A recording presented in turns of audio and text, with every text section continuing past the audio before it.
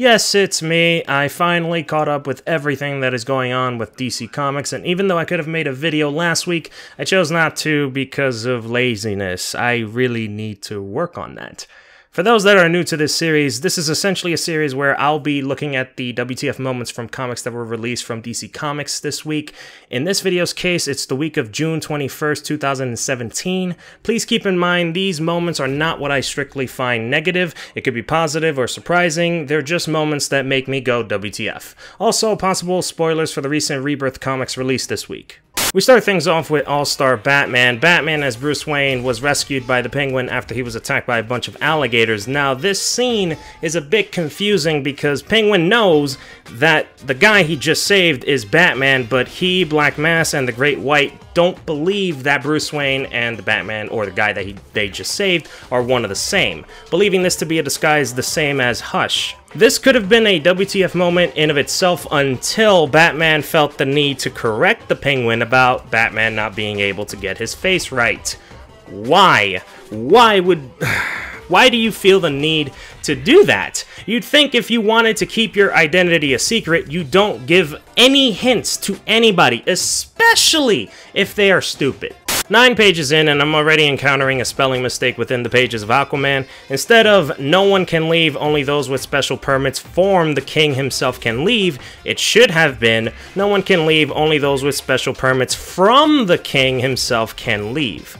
You may be wondering, why is such a small mistake worthy of a WTF moment? Well, because small mistakes like this can throw you off when reading the comic, like it happened to me. Also, the fact that 3 editors were working on this comic and didn't see this, you're damn right I'm gonna point that mistake out. It seems that not only has the citizens of Atlantis have forgotten about Aquaman, but they think that he is a legend even though only weeks have passed since the throne was taken away from him and his alleged death. Massive WTF. Also, can I just mention that when it comes to comics that deal with magic or high fantasy, I just love it when this artist is doing the comic. Considering that I am terrible with names, I'm not even going to attempt to pronounce his name. Just know that I love his artwork, especially in comics such as The Witchblade, Darth or Death Vigil, I really can't remember the name, and Artifacts. Something that I don't normally do, because artwork never really is something that I point out unless they're really terrible, but this very few instance I will praise the artwork for the Aquaman comic. I love this guy. You should check out all his work or any work that you see from Image Comics, DC, and Marvel. He also has a DeviantArt page, which I will post a link in the description for you guys to check out any other work that he's done on that website. So the Riddler finally makes his Rebirth debut. Also, he's been working out. So the Riddler was about to make his escape until he's confronted by the GCPD, but to get them to back off, he lists the names or the family names of each member of the GCPD in that room. Anyone else find it weird that each name Riddler mentions has a middle name? Heck, there's even one with 2 middle names. There isn't a single name that he listed that has a first and a last name. I don't know, I just found that kind of weird. Joker makes his Rebirth debut, and no, I'm not counting the one that I saw in Dark Days, The Forge. So, Joker has gun, has no silencer. Joker shoots people. Police are nearby. Gunshots not heard. Joker walks away.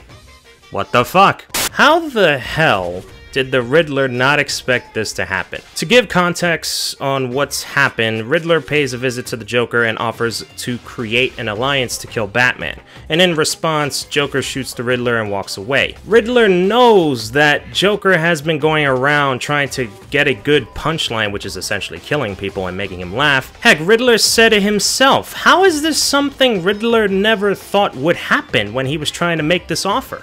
Before I move on to the next comic, something I'd like to mention about this particular comic that was not mentioned in the comic itself, and that is this storyline takes place 1 year after the events of 0 Hour. For those that don't know what 0 Hour is, it's essentially the first year as Bruce Wayne was being active as Batman, and it essentially just chronicles what he did during the first year as Batman. So yeah, this story takes place 1 year after that. It's important to mention that, considering not a lot of reviews that I've seen online mention this for some reason.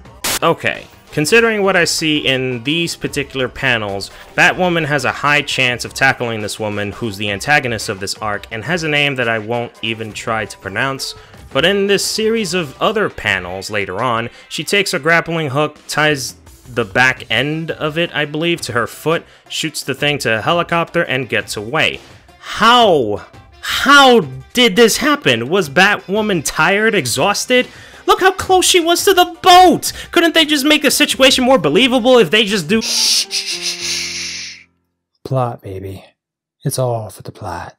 Oliver Queen's mother, who not only is revealed to be an important figure in the Ninth Circle, who could potentially be a leader or just an important figure, we really don't know yet, but is also responsible for the group's attempts at ruining his life. Massive WTF. Yo, Nazir. So we're not real good at talking these days, which is why I'm actually writing a letter by hand and in my suit for some reason. So Volthoom breaks Simon's ring, but his fingers, hand, and arm are still intact? What? To be fair, something actually is happening to Simon's arm, but come on, that's clearly an explosion, and the ring is shattered, so should his arm also be shattered as well? Well, if not the arm, at least his fucking fingers.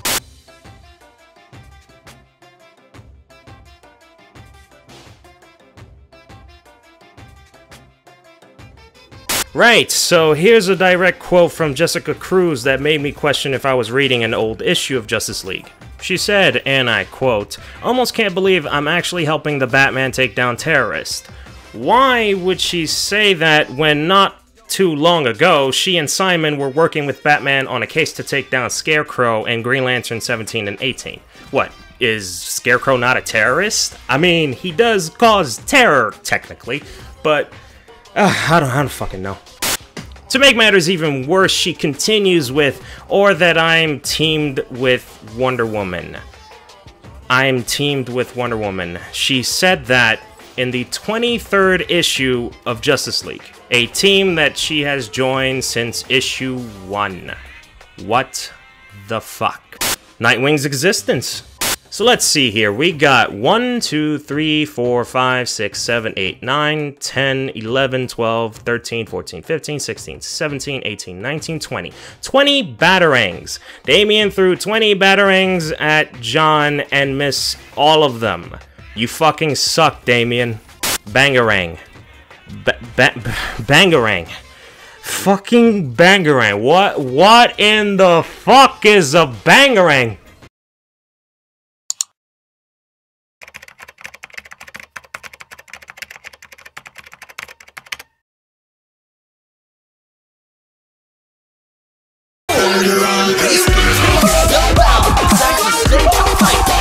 Two more weird crossovers, and so far they have been pretty good, with my favorite so far being Lobo crossing over with the Roadrunner, and Melvin the Martian crossing over with Martian the Manhunter.